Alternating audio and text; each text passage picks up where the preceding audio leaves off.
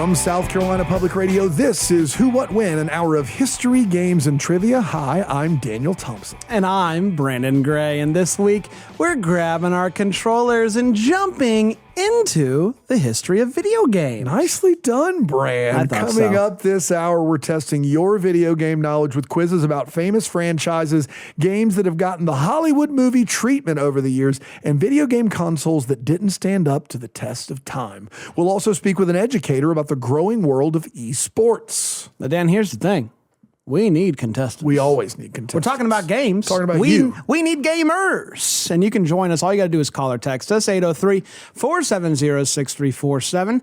That's 803-470-6347. Or you could send us an email to whowhatwhen at scpublicradio.org. You'll get a shot at the title of Who What When Champion of the Week and our very special trophy, a Who What When fanny pack. You sure will, Brandon. Winning the Who What When fanny pack is sort of like rescuing Princess Peach at the end of Super Mario Brothers. That's so true, Dan. And you know what? You're going to get a sense of accomplishment wearing one, but you don't have to jump on any turtles or throw fireballs to get one. So it's a big win here. It is. I've been trying to get you to stop jumping on turtles for years. That's not going to stop me. That's right. Those are some great Mario references as well, Brandon. Since we're talking about video games this week, I thought it would be fun to start out with a quick history lesson about one of the more prominent video game companies, Nintendo. Yeah, I remember a time, Dan, back in my day when the words Nintendo and video games were basically interchangeable. That's right, Brandon. There's good reason for that. We just mentioned the Super Mario Brothers franchise, which really blew up with the first at-home edition of the game for the Nintendo Entertainment System in 1986.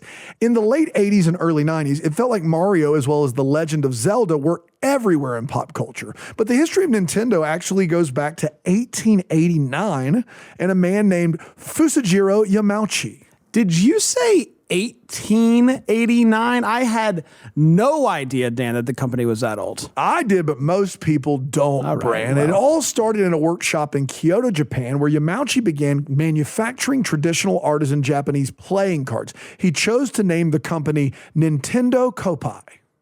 Dan, why that name? What does that mean? Glad you asked, Brand. You'll often see Nintendo translated as leave luck to heaven, but that may be apocryphal. But no matter the name, the cards made by Nintendo quickly became popular. And by the time he retired from the company in 1929, they were the most successful playing card business in the country. Now, that's very impressive, Dan, but how do you go from playing cards to video games? You're asking all the right questions, Brand. A lot of that change happened under Fusajiro's grandson, Hiroshi Yamauchi. He became president of Nintendo in the early 1950s and began looking for ways to expand the company, especially in the toy arena. He encouraged his employees to explore ideas and find new ways to create toys. And this was happening alongside innovations in computers and semiconductors. Hiroshi was following this work in the 1970s and asked his engineers to look into it. That led them to creating arcade games, electronic handheld games, and eventually home video game consoles. I got to be honest with you, Dan, that going from playing cards to Donkey Kong and Mario in less than a century is pretty impressive. It's crazy, right? Nintendo, of course, went on to become the industry leader it is today, but we won't touch on that because that may give away some of our questions. And speaking of which, how about we get to that first game, Brian? Let's do it, Dan. Now, when we have two contestants on the line right now, caller one, what's your name and where you're from? This is Richard from South Carolina. Richard from South Carolina. Richard, sir, how do you feel about video games? Are you a gamer, Richard? Topic? I'm pretty comfortable. Grew up playing a lot of the old classics. Not so much lately. So all right, okay.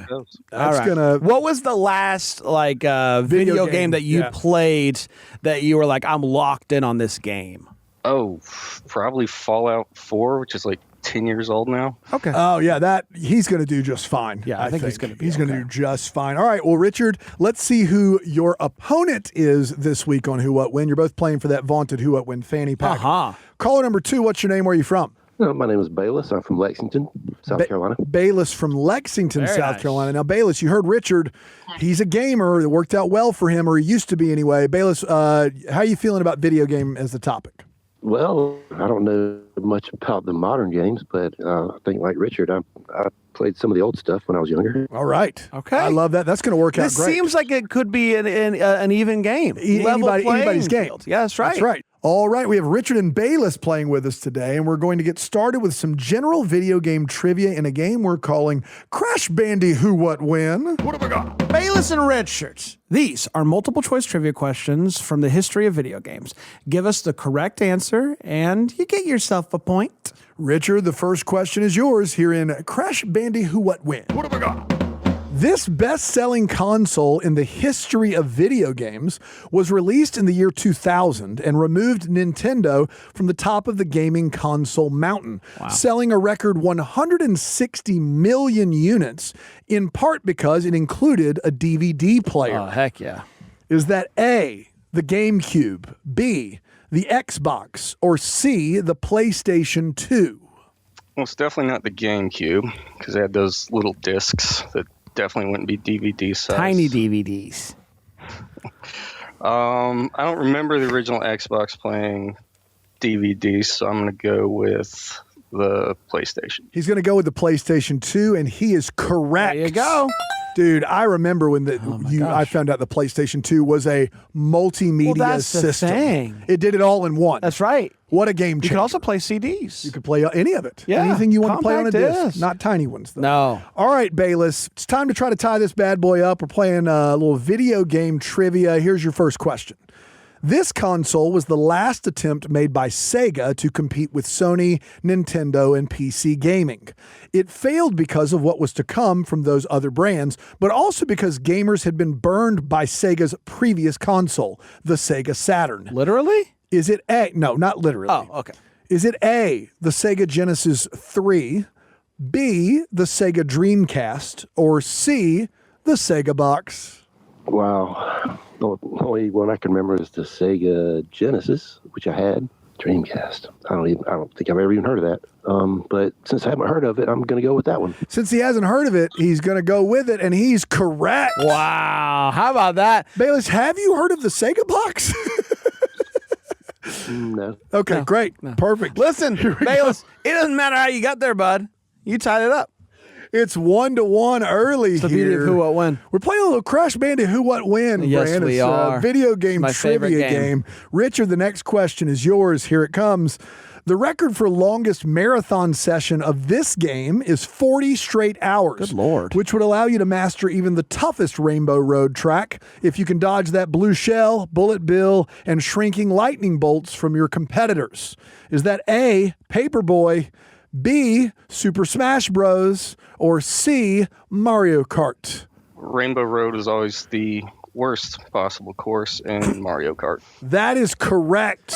Dude, there's one, the Nintendo Wii Mario Kart Rainbow Road is crazy. Just get out of here. You just get out of keep here. chucking you off. It's unbelievable. Shout out Paperboy, though. Yeah, Paperboy getting a little love here. You know what? on I the video recently game went episode. to an arcade up in Greenville, and they had a Paperboy console, and it was a lot of fun. It's pretty basic. You just try to deliver. You just try to deliver the papers. That's all. That's right. That's it. You're but it working. had but what was cool about it is that it had it You was try set to up, get a raise. You try Yeah, to make you try ends meet. You do all of it. but it was set up with bike handles. Oh, so cool. you had to push a button to throw the paper? Yeah. Man, the purpose of that game was to do poorly, right? That was like, for me, I would love to for the people to get mad at me. That was what fun. Here we Yeah. go. All right, Bayless, try to tie this thing up again here. A video game trivia. Here we go. Games like Guitar Hero and Rock Band were all the rage in the late 2000s and early 2010s, thanks to the advent of motion control consoles like the Nintendo Wii. No band walked their way to more cash from those games than this 80s and 90s stalwart that also had a roller coaster at Disney World. Is that A, Bon Jovi, B, Aerosmith, or C, Poison? Oh, wow. I played Guitar Hero on the Wii, and I don't remember that.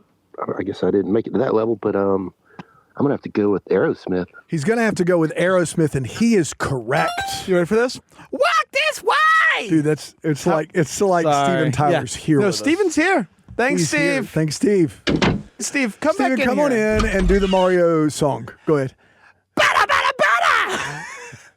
All right, thanks, Steve. Thank you. All right. All right, Richard, next question is yours. It's a tie ball game, video game trivia. Here it comes. This classic arcade game created by Toru Iwatani in 1980 was inspired by a pizza with a missing slice, which Iwatani believed looked like a pellet crunching orb mouth that eventually had a penchant for cherries and other fruit. Is that A, Pac-Man, B, Pitfall, or C, Galaga? Pellet crunching orb mouth is a wild phrase.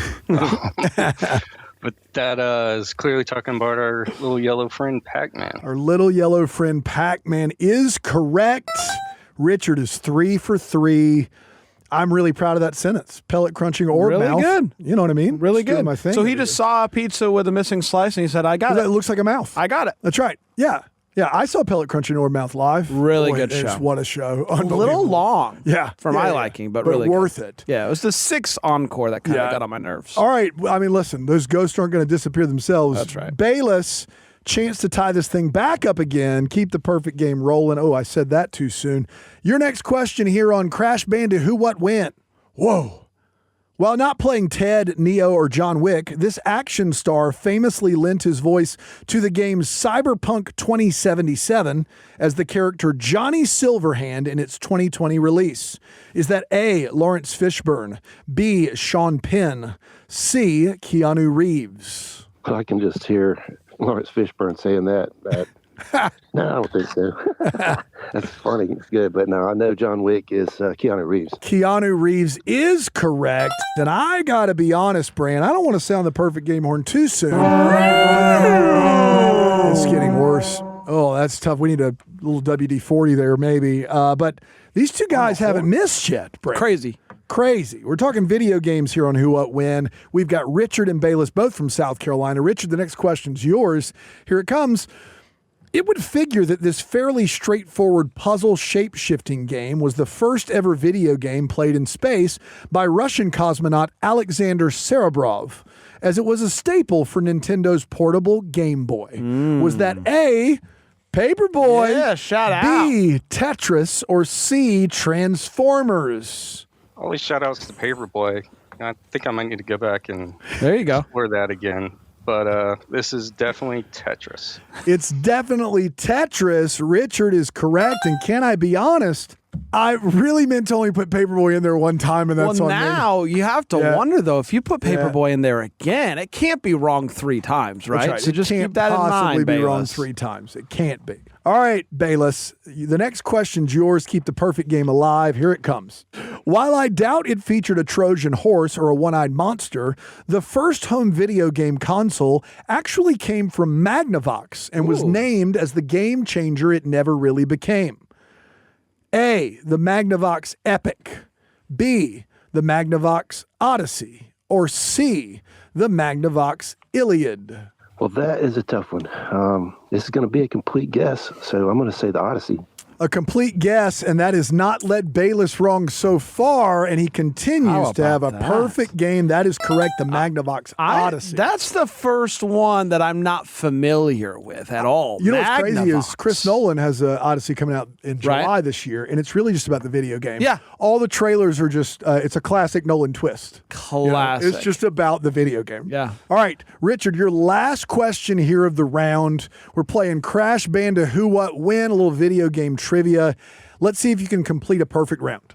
More than just a 2-week intensive, this video game first released in 2017, and it holds the record for most minutes played of all time. Oh, wow. Which is what happens when most versions of the game are free and available across almost every gaming platform. Is that A, Fortnite, B, Warcraft, or C, Minecraft?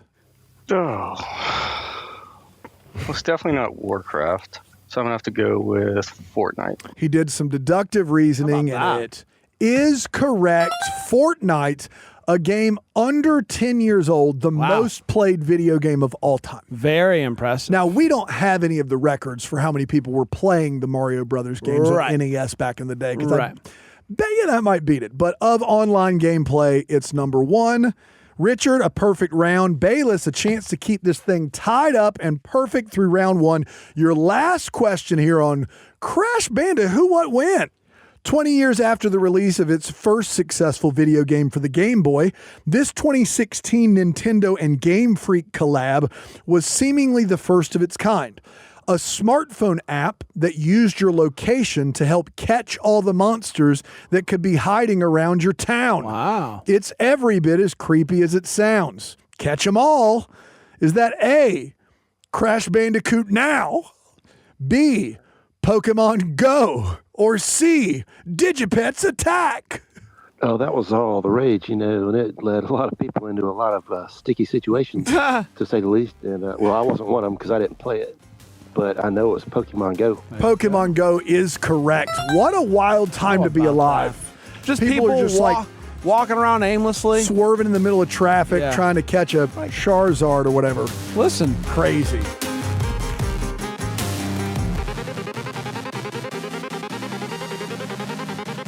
this is Who What When. I'm Brandon Gray here with my co-host Daniel Thompson, and this week we're exploring the history of video games. That's right, Brand. Our contestants Richard and Bayless have made it through their first round. Let's see how they do in our next one about video game movie adaptations. That and more. It's coming up right after this break here on Who What When.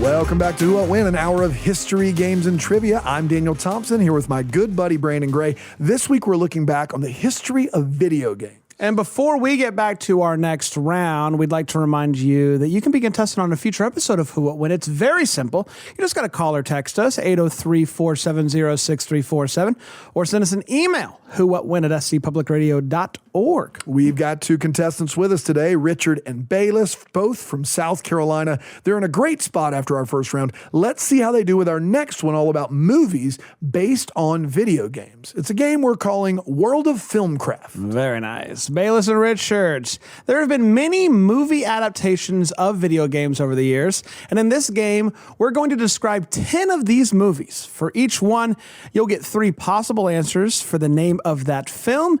Pick the right one. You're going to get yourself another point. Richard, you're going first here in World of Filmcraft. Here's your first question.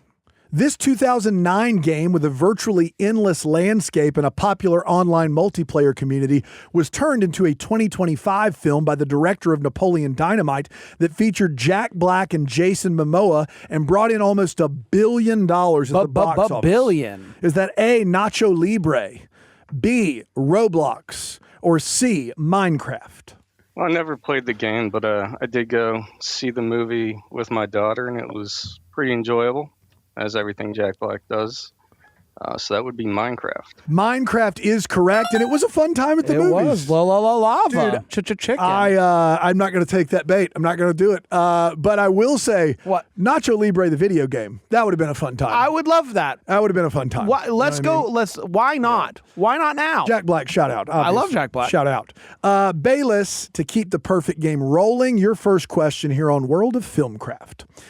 This 1996 trailblazing game launched a series of sequels featuring this female Indiana Jones-esque protagonist, who was first portrayed on the big screen in 2001 by Academy Award winner Angelina Jolie.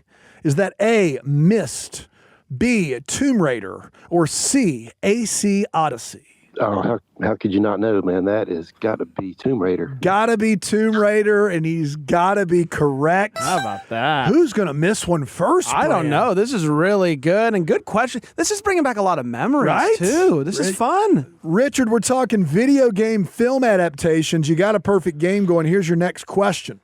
This game gave Sega Genesis a chance to compete with the Super Nintendo in the 1990s and became a successful movie franchise in 2020, even after Paramount Studios decided to redraw the Ben Schwartz-voiced Blue Rodent after negative reactions to the trailer. Is that A, Double Dragon, B, Dig Dug, or C, Sonic the Hedgehog? Sonic the Hedgehog. Sonic the Hedgehog is correct. Ben Schwartz, shout out. Do you remember when the first trailer came out? I remember it. I remember it And well. everybody was like, you can't air this. Yeah. That's Yeah, right. listen. And they went back to the drawing board. And we're then better, they and made now we're multiple movies in at this multiple point. billions of dollars. Yes, Jim Carrey. And Jim shout out. Carrey is That's returned to the exactly big right. screen, and I'm not upset about that. Bayless, next question is yours, playing World of Filmcraft here. The first attempt at a movie of this Nintendo mainstay was a disastrous live-action film starring Bob Hoskins and John Leguizamo in 1993. 30 years later, Universal Studios had Chris Pratt and Charlie Day voice the leads in a much more successful animated effort. Is that A, the Super Mario Brothers, B, Kirby's Dream Land, or C, Tetris, the movie? Super Mario Brothers. Super Mario Brothers is correct. Ba-da-ba-da-ba-da. Oh, they're locked in, Bran. It's perfect game. We only got 6 questions left. Nobody's missed yet. Richard, let's see if you can get this next one right about video game film adaptations. There have been 3 full-length live-action film versions based on this 1992 fighting game featuring characters like Sub-Zero, Scorpion, Raiden, and others, with a 4th film being released in 2026. Needless to say, expect fatalities. Is that A, Street Fighter, B, Mortal Kombat, or C, Double Dragon? I was always upset as a kid because my parents wouldn't let me play the games I get as it, much as man. I wanted to. But it's definitely Mortal Kombat. Mortal Kombat is correct, and Richard and I had similar childhoods because that was me too. Mortal Kombat is correct. You played right. any EMK growing up? No, I did not. I also was not allowed, but I did play it recently after I was done. Fatality. After I was done with Paperboy, I walked right over Yeah. to Mortal Kombat. And Those are great two- day. dude, when I had a Paperboy- great day. When Paperboy fights old man Rillis. Oh my gosh, so unbelievable. good, so good. Dude, it's unbelievable. Rips his head clean off. Yeah. All right, Bayless. dark. A chance to keep this perfect game rolling here on World of Filmcraft. Probably the first and still only feature-length film made about a game created for your iPhone. Jason Sudeikis voiced Red and Bill Hader voiced Leonard the Pig in the first and second entries of this high-flying movie franchise that began in 2016. Is that A, The Emoji Movie, B, Asteroids, or C, Angry Birds? I used to play this game and it would just make me angry, actually. That's why they call it Angry Birds. It would make him angry because it's called Angry Birds. Bayless is clicking on all cylinders right now. That's correct. Bran, Goodness. I don't want to overstate this. We've got 4 questions left. Yeah. We got a perfect game going on. Stakes couldn't be higher. All right, Richard, your next question here on World of Filmcraft. This massively popular multiplayer online role-playing game first launched in 2004 and taking place on the fictional planet of Azeroth spawned a 2016 film that was a disaster at the U.S. box office, but a hit overseas. Needless to say, this was worlds away from the anticipated response. A, Doom. B, Warcraft. C, Riven. I played this game pretty heavy for a couple of years and sank I don't know how many hours into it. Had a lot of fun there playing World of Warcraft. World of Warcraft is correct. The movie was just called Warcraft. Wow. Richard is 1 away from a perfect game on his side. Riven, the sequel to Myst. Oh, how Yeah. about that? Just got them both in there. You know what I mean? Now, I'm not familiar with Myst or Riven. Myst spelled with a Y. It was a it's not computer game Myth, where it just started. It was like the original Lost. Like you just started on a planet and you didn't know what to do. but there's not Myst It is with an I. It is Misty, but Okay. it's spelled with a Y for a reason. You have to uncover a mystery. You don't know why you're there. Wow. You Sounds just a lot. start the That game. sounds suspiciously like Mission Impossible, the game on PlayStation. Wow, you are really giving that game a lot of love. Bayless, your chance to tie it back up once again. Here's your question, talking video game film adaptations. Known as Agent 47 in the original third-person shooter game launching in 2000, Timothy Olyphant starred as the main character in a 2007 film adaptation that attempted a hard R-rated version of this game's already intense world of political conspiracy and espionage. Is that A, Hitman, B, Assassin's Creed, or C, Red Dead Redemption? Wow. Oh, wow. Here's another one I'm not familiar with. Gosh. Don't worry, Bayless. It's only a perfect game on the line. Yeah, I don't think it's Redemption. So I'm going to go with Assassin's Creed. He's going to go with Assassin's Creed, and for the first time all morning, we have an incorrect answer. Oh, wow. You're looking for Hitman. Paper not delivered. Paper not delivered. Assassin's Creed was a movie. This was maybe the toughest question. Assassin's Creed is about a hitman and it was a movie, but we're looking for Hitman. Man. That's the name of the movie. All right, Richard, your last question of the round to keep your perfect game intact and to really extend that lead. There have been multiple games in this highly popular driving simulator franchise that originally started on the PlayStation in 1997 that was adapted in a 2023 film based on the true story of Jan Mardenborough, a teenager that played the game so much he became an actual professional race car driver. Is that A, Super RC Pro-Am, B, Gran Turismo, or C, Need for Speed? Gran Turismo. He knows it right off rip. It's Gran Turismo. He is correct. A perfect round for Richard. All right, Bayless, let's see what you can do here. Here's your last question. The first in this series of games for the Sony PlayStation is subtitled Drake's Fortune and launched this treasure hunting saga known for its immersive storytelling and 3D third-person action. The 2022 film spared no expense either, hiring both Tom Holland and Mark Wahlberg in the lead roles. Is that A, God of War, B, Max Payne, or C, Uncharted? Oh, well, this isn't looking good. I'm going to have to go with Uncharted. He's going to go with Uncharted, and he is correct. Wow. What a game. Bayless and Richard from South Carolina faced 20 questions about video games, and they got 19 of them right, Wow. Brand, which means one thing. We have to say an unfortunate goodbye to a player that got every question right but one. Bayless from Lexington, South Carolina. You did your best. You gave it the old college try. You came up one question short. A valiant effort. Thanks for playing Who What When with us. Hey, thanks a lot. I had a great time, man. Way to go, Richard. You did good, man. Hope you win that fanny pack, brother. Yeah. What a great the sportsmanship. On other game shows, on other shows like this, No. the competitors are nasty. No. Not here. You can speak from experience. I can speak. Everybody has been so kind. That's right.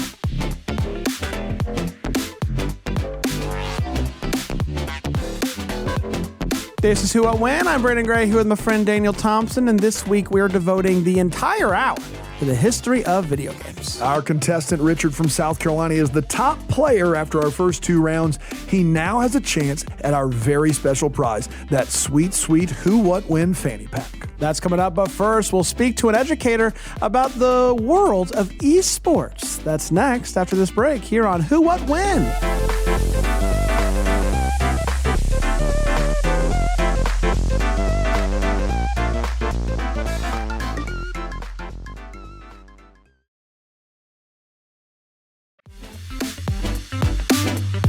Welcome back to Who What When, an hour of history, games, and trivia here on South Carolina Public Radio. I'm Daniel Thompson. And I'm Brandon Gray, and we're devoting this week's episode to the history of video games. We'll get back to our games about games in just a moment.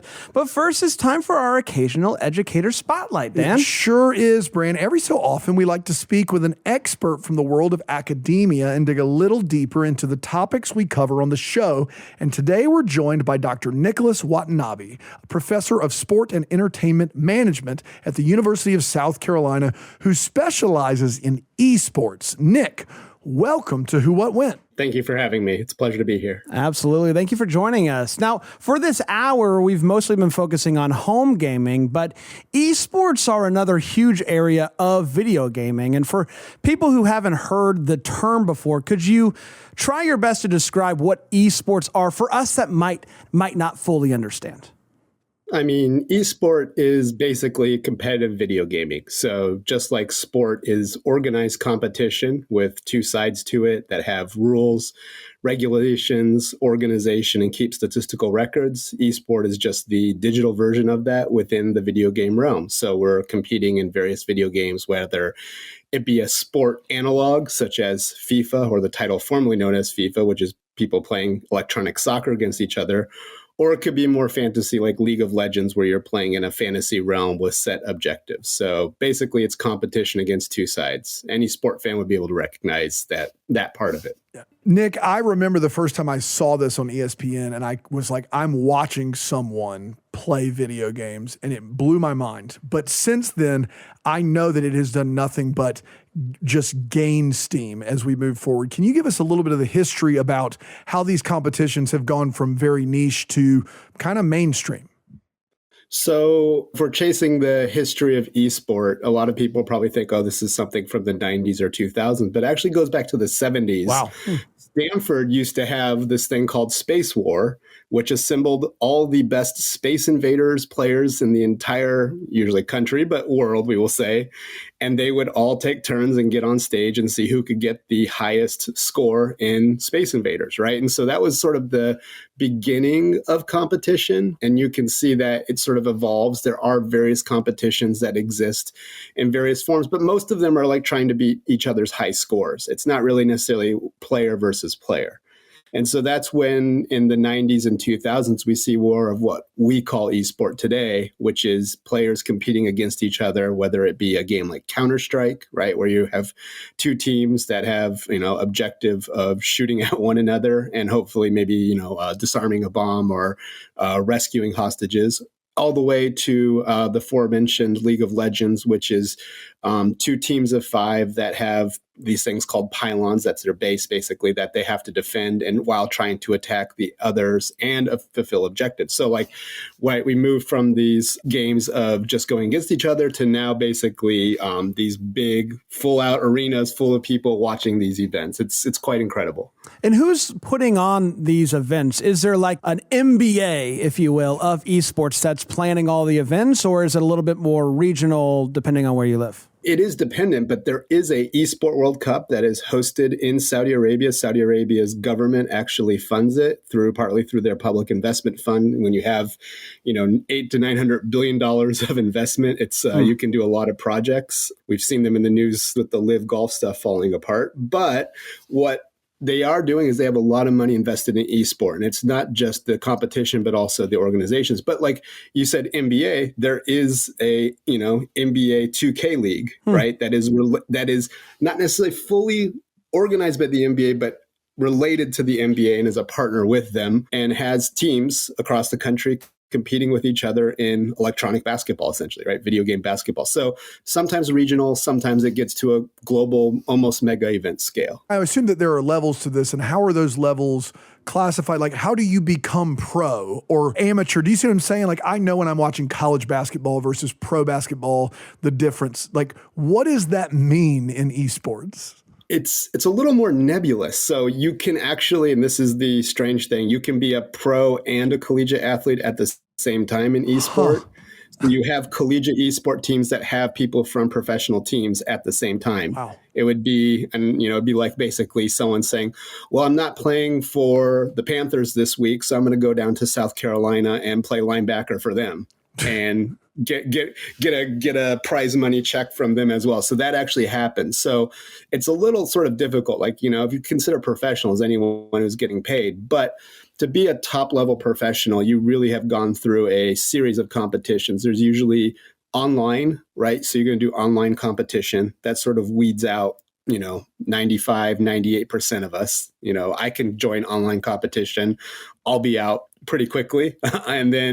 And then you'll have those best people who will then go to in person, right? And so it's no longer online. It's no longer dependent on your internet connection. It's literally the best of the best start competing in regionals all the way up to the high level professionals. And if you're a really good player, you can get scouted early, obviously signed to a team, and they'll start developing you, training you, all of this. I have to imagine there is a physical toll that takes place on these players, like their hands perhaps cramping, eyes. Like when I'm watching a sport, there's like a starting lineup. We're going to bring in a sub. Does that happen in esports? Because I'm sure perhaps a hand cramps up. We got to bring in a sub or something like that.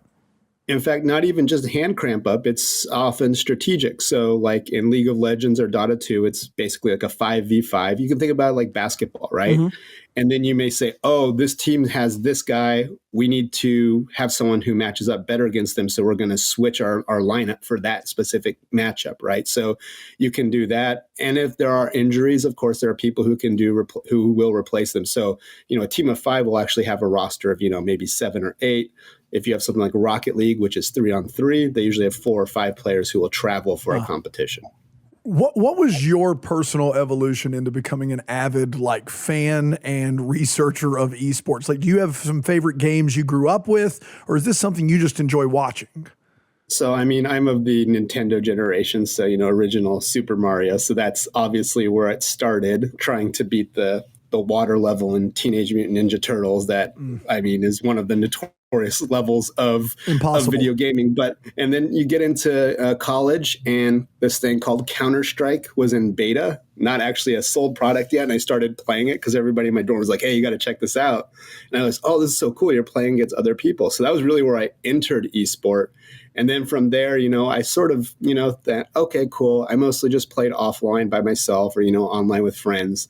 And then as, I was doing more research and getting my PhD in sport, I saw this evolution of video gaming, and more as I was a professor and seeing that it was rising, I was like, there's something here to be studied. So I started working on it, doing research papers on it with colleagues both here at South Carolina and at many other universities.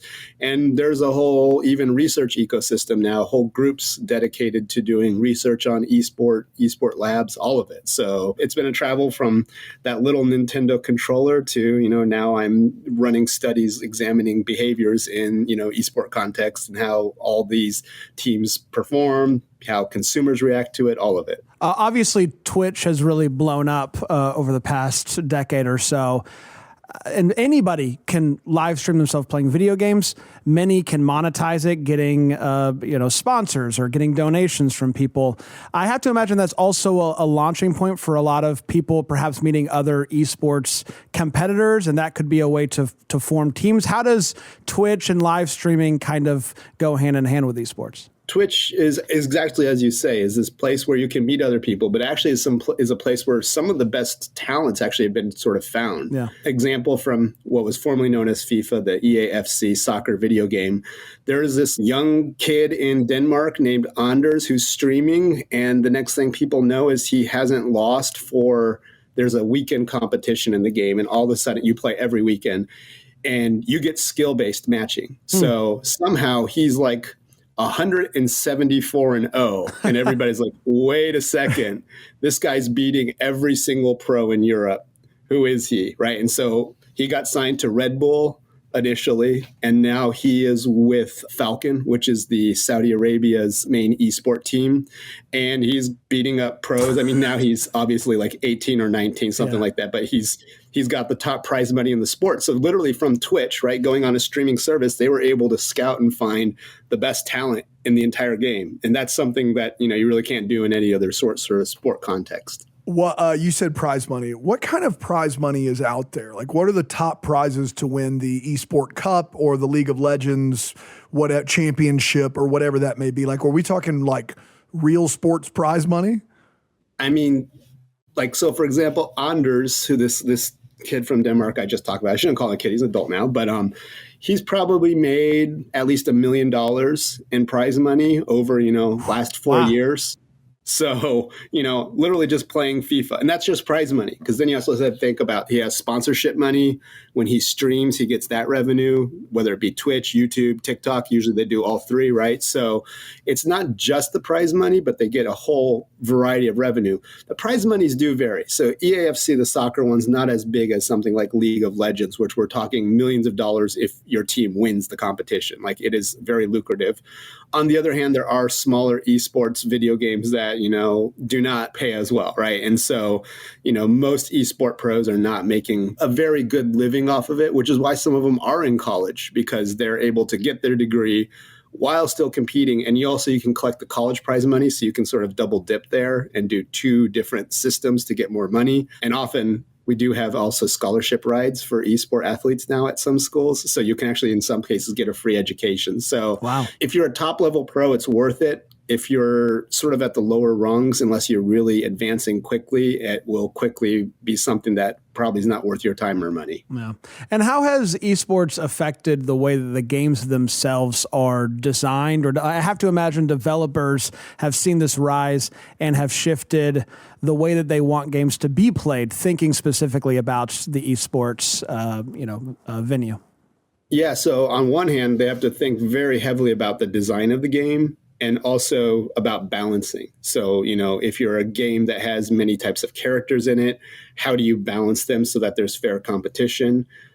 You'll see games that are very esport heavy, like League of Legends or Dota 2, Rocket League, get updates when people start to find out, oh, here's a trick that I can exploit. And so the sort of thing that for most of us, we would find probably not as exciting about esport is there's something what we would call the meta, which is like a way to play the game that is just statistically stronger than any other way. And so everybody will start doing that. But at the same time, that's not too different than like the NBA, where everybody started looking at shot charts and saying, oh, long jumpers are terrible. We should just shoot 3-pointers. We don't need big men anymore. Let's get a bunch of guys and guards who can shoot 3-pointers. And that's basically what happened, right? So we have that kind of problem in esports. So we're constantly having to balance. Designers, game makers all have to continuously think about, I need to keep this game interesting, because if you lose your audience, you make it bad, people are going to run away from the game. And there's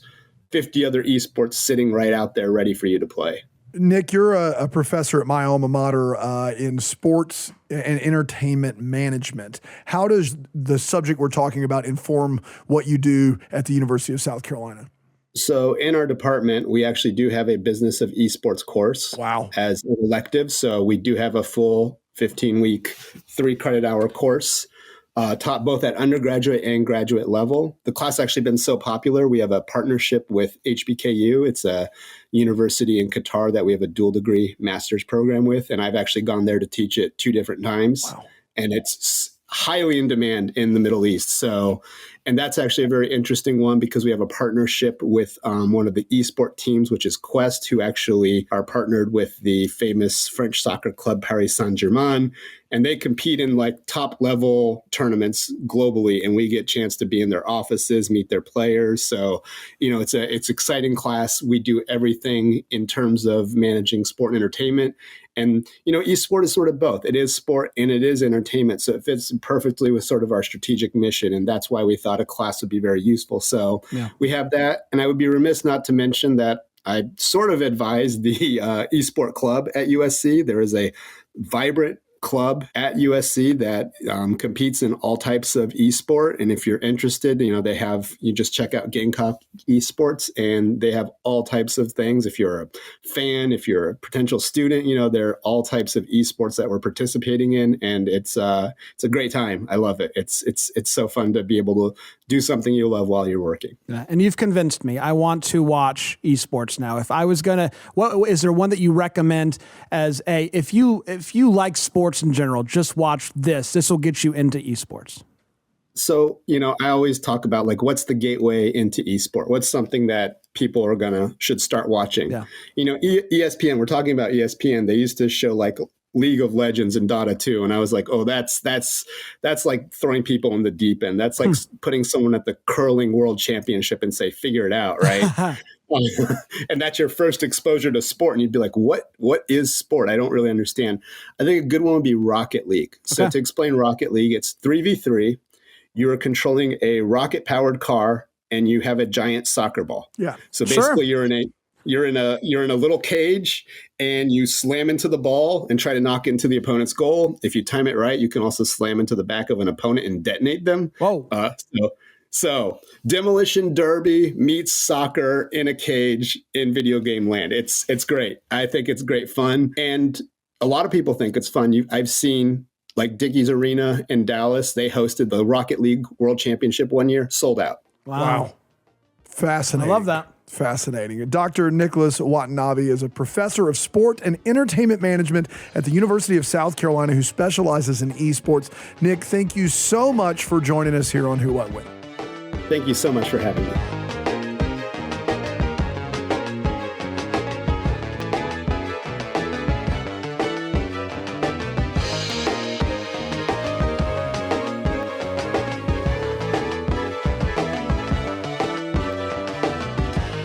This is Who What When, an hour of history, games, and trivia from South Carolina Public Radio. I'm Daniel Thompson here with my good buddy Brandon Gray, and this week we're having quizzes all about the history of video games. And before we get to our final game, we wanted to let you know that we would love for you to join us as a contestant on a future episode. Just call or text us, 803-470-6347, or you can send us an email, whowhatwhen@scpublicradio.org. That's right, Brandon. Let me set the stage for you. Our contestant, Richard from South Carolina, has reached the boss level. He's made it through our first two rounds to become Who What When Champion of the Week, but that's not enough. He now has a chance to take home our trophy, the Who What When Fanny Pack. He just has to make it through our final game. It's one about video game consoles that did not stand the test of time. We're going to call it Tony Hawk's Faux Skater. Fantastic. In this game, Richard, we're going to describe home consoles that almost made the big time, but unfortunately failed pretty hard. Here's the twist, though. Only some of these are real. Others are made up by former history teacher over there, my buddy Dan. That's right, Richard. There are 8 of these. You need 5 correct to secure the fanny pack. Here's your first question on Tony Hawk's Faux Skater. In 2008, Xbox attempted to launch the Xbox Aquarium Series X, a console with a fully functioning aquarium. The console was affixed atop a 5-gallon nano tank that would cycle through different shades of blue light as your 1 beta fish or 3 to 5 tetras swam around. Wow. It was obviously a disaster that never made it out of beta testing itself. True Beta or testing. false? That'd be interesting decor in the house, but I'm going to go with false. He's going to go with false, and he's 1 for 1. Dadgummit. Dude, all the best stuff is, we just can't have You know nice what? things. Just because it hasn't happened doesn't mean that it won't. You put said it out man. into the universe, Dan, and I appreciate that. Listen, Xbox, you listen? You know what I mean? The Xbox Aquarium Series X. All right, you got 4 more you got to get right here, Richard. That's We're right. playing a little Tony Hawk's Faux Skater. Tell me if these video game console attempts ever really existed. In the 1980s, Atari was still a name to be reckoned with in the video game world, and they took a big swing with the Atari Mind Link, a headband designed to control games via thought, which actually just read forehead movements and led to severe headaches. True or false? Oh, I don't know, but that sounds plausible, so I'll go with true. He's going to go with true, and he's 2 for 2. Let's run it back, though. I think the tech has evolved enough to where we can make this work if we really wanted to. It's this is just like a classic bait and switch marketing. Yeah. It's reading your mind. No, it's not. Your head is just moving in the direct. Like, we all knew what was going on there. It's the mind link. It's like an Ouija board, you know what I mean? We're playing a little Tony Hawk's Faux Skater. What does that mean? It means I'm talking about video game console attempts that either did or didn't really exist, and Richard's got to call me out on my lie. Here we go. When Sony acquired household cleaning tech giant iRobot in 2017, they obviously attempted to launch a combo of the two companies' flagship properties. That's right, the Roomba PlayStation. Launched in Japan in 2020, this smaller powered Roomba attached to the bottom of your PS5 was capable of cleaning a 500 square foot space on a charge during wireless gameplay. Woo! Production was discontinued after continual failure of the vacuum, the console, or both. True or false, Richard? Can't imagine why you'd want your console moving around the house vacuuming for you. I'm going to go with false. He's going to go with false. He's 3 for 3. Honestly, that thought process is as good as it gets. Good as it gets. I don't know That's why right. you'd want this. That's right. Here False. we go. Yeah. He's 3 for 3. He only needs 2 more Wow. to take home that fanny pack. 5 for Fanny. 5 for the fanny. Here we go, Richard. Your next question here. Is this video game console real or fake?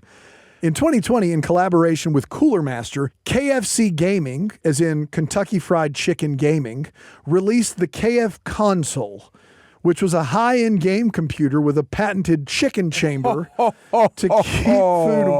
keep food warm using the heat generated by the system.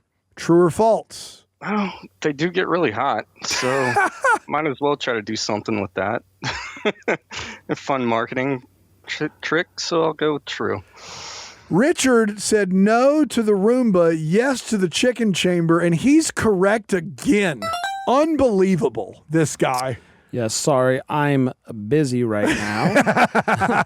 Buying The KFC a console. KFC console. KF Wow. console. That's exactly right. Beautiful. Yeah. Here we go. Next question. You need one more right for that fanny pack. Nintendo tried to create an adapter for their hugely popular Nintendo 64 called the Passport, which in theory would give you access to region-free gaming or games from other countries that are typically locked geographically. The problem? Instead of working, it more often than not corrupted the gaming files on your Nintendo 64 or even destroyed the hardware itself. The Nintendo Passport, true or false, Richard? I mean, that came out in the 90s. I don't think they'd be doing a lot of geo-locking on anything back then, so I'll go with false. He's going to go with false, and for the first time, he's incorrect. Wow, First all game for Wow. Richard. That is a true thing they tried to do. Richard, I would have gotten that wrong too. Same reasoning. I'm surprised that was happening in the 90s when this was going on. just unbelievable. Here we go. We ready for your next one? Another chance to win that fanny pack. The maker of the Talkboy tape recorder used by Kevin McAllister in Home Alone 2, Tiger Electronics, tried to reinvent the handheld video game experience in 1995 with the R-Zone.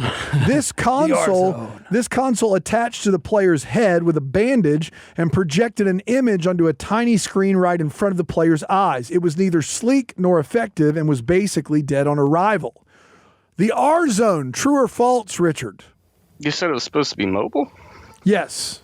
False.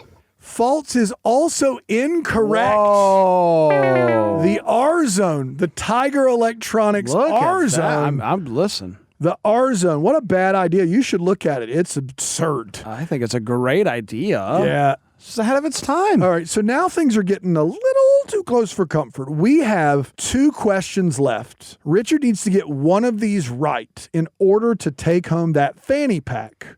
Richard, your next question here on Tony Hawk's Faux Skater.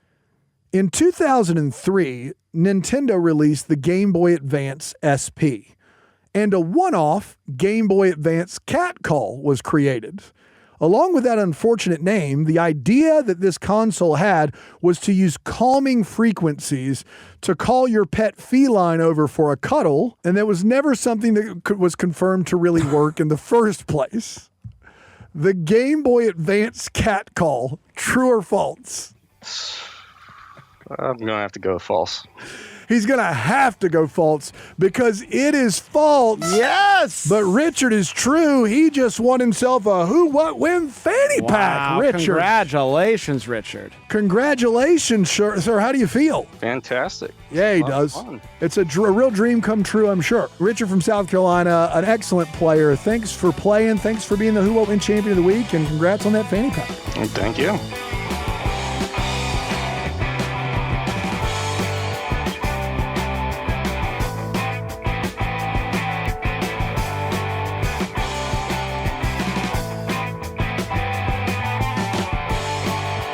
And that will bring us to the end of this episode about the history of video games. Thanks again to our contestants, Richard and Bayless, for joining us today. Congratulations again to Richard for taking home the title of Who, What, When Champion of the Week. Our producer is A.T. Shire. Our executive producer is Sean Birch, who's the Bowser in all of us. This show is a production of South Carolina Public Radio, made possible in part by listener contributions to the ETV Endowment of South Carolina. Join us for a future episode of Who, What, When. Just call or text us, 803-470-6347, or send us an email to whowhatwhen@scpublicradio.org. You can find out more about the show at our website, whowhatwenshow.org. And you can listen to the extended version of the show on your favorite podcast app or through your smart speaker. I'm Daniel Thompson. And I'm Brandon Gray. Join us again next week for more history, games, and trivia right here on Who, What, When?